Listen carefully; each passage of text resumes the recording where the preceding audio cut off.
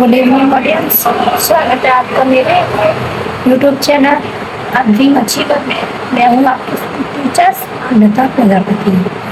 तो आज का न्यू टॉपिक है मगध साम्राज्य। मगध का उत्कर्ष कैसे हुआ, मगध का विस्तार कैसे हुआ, मगध कौन सी नदी पे कहाँ पे पड़ता है, किस के बीच में एरिया क्यों बना, इसके बारे में आपको पूरी नॉलेज। यानी मगध हमारे भारत का पहला राज्य है, उसके बारे में आज आपको पूरी डिटेल दी जाएगी।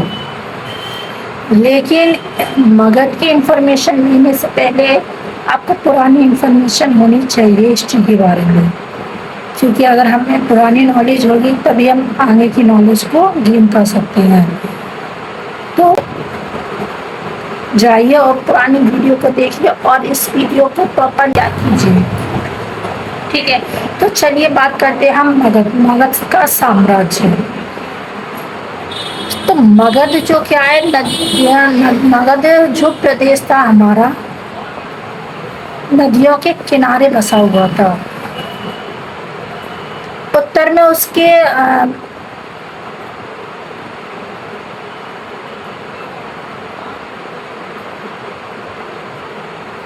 उत्तर में वो पुनपुन नदी के पास था, दक्षिण में वह सोन नदी के पास था, और उत्तर में और पूर्व में वो क्या गंगा नदी जो कि दक्षिण के क्षेत्र में थी उसमें। और जो पश्चिम का क्षेत्र था वो कृषि के विकास से अधिक उपज था, यानी यहाँ पे कृषि की अधिक पैदावार थी और कृषि के ऊपर इसका बहुत ज़्यादा विकास था। अब बात करते हैं मगध की जानकारी। मगध की जानकारी हमें कैसे मिली और कहाँ से मिली। तो मगध की जानकारी के बारे में बात करते हैं। तो मगध क्या है, मगध की जानकारी हमें महाभारत एवं पुराणों के माध्यम से मिली। कहाँ से मिली मगध की जानकारी हमें? महाभारत एवं पुराणों के माध्यम से मिली। बृहद्रथ सबसे प्राचीन राजवंश महाभारत में बताया गया है। महाभारत जो ग्रंथ है उसमें बताया गया कि बृहद्रथ नाम का सबसे प्राचीन राजवंश था, उसमें मगध की जानकारी थी। बृहद्रथ जो था संस्थापक था। बृहद्रथ कौन थे? उसका संस्थापक थे बृहद्रथ, जो कि वसु का पुत्र था। वसु कौन थे? जरासंध के पिता थे, ठीक है। अब वसुमती के बाद मगध की राजधानी के बारे में बात करते हैं। तो राजधानी थी वसुमती या गिरिव्रज। वसुमती बोलो या गिरिव्रज। प्राचीन भारत में महाजनपदों के शासक फसलों की उपज के 1/16 में भाग की दर से कर वसूलते थे। यानी मगध का देखिए, आपको पता है अभी के टाइम पे क्या है, मोदी सरकार है। अगर वो जैसे कि हम रोड पे चलते हैं तो रोड टैक्स लेती है, पानी का यूज करते हैं तो पानी वाटर टैक्स लेती है, बिजली का यूज करते हैं तो बिजली बिल पे करते हैं, यानी इलेक्ट्रिसिटी बिल का टैक्स लेती है। और हम जिस घर में रहते हैं उसका भी हम इनकम टैक्स पे करते हैं। तो ऐसे करके हम सब चीज़ों का टैक्स पे करते हैं। ऐसे ही पुराने जो राज्य थे मगध में भी उसमें क्या है, टैक्स पे किया जाता था, यानी कर बोलते हैं उसको, टैक्स बोलते हैं। तो प्राचीन भारत में महाजनपद के शासक फसलों की उपज के में 1/6 भाग जो क्या है की दर से कर वसूलते थे। कर मतलब टैक्स वसूलते थे। अब इतिहास का पहला वंश कौन सा था?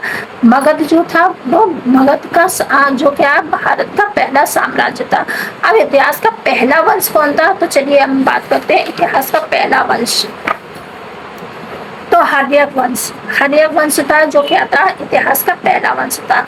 544 ईस्वी से लेके 412 ईस्वी तक इसको पितृहत्या वंश कहा जाता है। यानी कि ये जो वंश है हर्यक वंश, इसमें क्या है, पिता की हत्या करने के बाद बेटों को अपनी गद्दी प्राप्त थी। यानी कि बेटे ने पिता को मार दिया था गद्दी के लिए, इसलिए इसको पितृहत्या वंश कहते हैं, हर्यक वंश। अब मैंने भी किया था पितृहत्या, अपने पिता को मारकर अपने आप को गद्दी पर बैठाना है पितृहत्या वंश कहलाता है।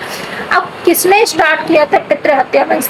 जो कि बिंबिसार ने स्टार्ट किया था। संस्थापक कौन थे? बिंबिसार थे।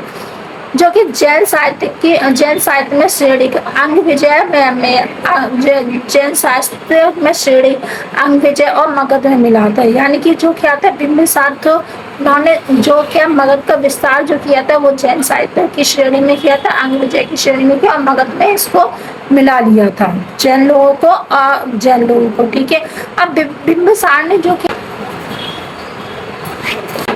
बिंबिसार ने क्या किया था, मगध का जो विस्तार किया था वो किस माध्यम से किया था, यानी बिंबिसार ने विवाह संबंध के माध्यम से अपनी शक्ति मजबूत की थी। यानी कि वो पहले के जमाने में क्या था कि शादी करते जाओ और क्या उसके माध्यम से क्या है वो अपने साम्राज्य को बहुत बड़ा कर लेते थे। जैसे कि आज के टाइम पे भी क्या होता है कि लोग लड़की की शादी करते तो लड़के वाले बहुत पैसा मांग लेते हैं, डाउरी सिस्टम। ऐसे ही वहाँ पे भी पुराने टाइम पे भी डाउरी सिस्टम था।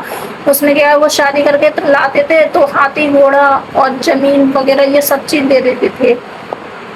तो विवाह संबंध के माध्यम से उन्होंने अपनी शक्ति मजबूत की थी। अब बिंबिसार ने कितने विवाह किए थे, उन्होंने 3 विवाह किया था। उनकी पहली पत्नी जो थी वो महाकौशला थी, जो कौशल की राजकुमारी थी।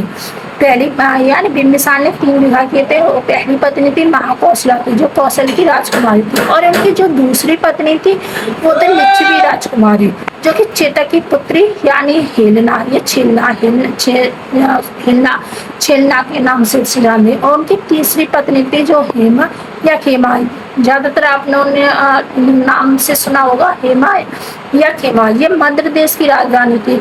अब इनका जो राज्य था आगे किसने बढ़ाया, उनकी जो दूसरी पत्नी थी लिच्छवी राजकुमारी चेतक की पुत्री हेलना, इन्होंने उनका पुत्र हुआ अजातशत्रु। अजातशत्रु ने भी क्या किया, मतलब और अजातशत्रु जो दूसरी पत्नी के पुत्र थे, लिच्छवी राजकुमारी के थे पुत्र थे अजातशत्रु पे था। उन्होंने भी क्या किया, जो पितृहत्या वंश कहलाता है ना, तो उन्होंने भी क्या बिंबिसार का वध कर दिया और उनके हत्या करके गद्दी स्वयं प्राप्त कर ली। इसलिए इसको क्या कहते हैं, पितृहत्या वंश कहते हैं। Thank you.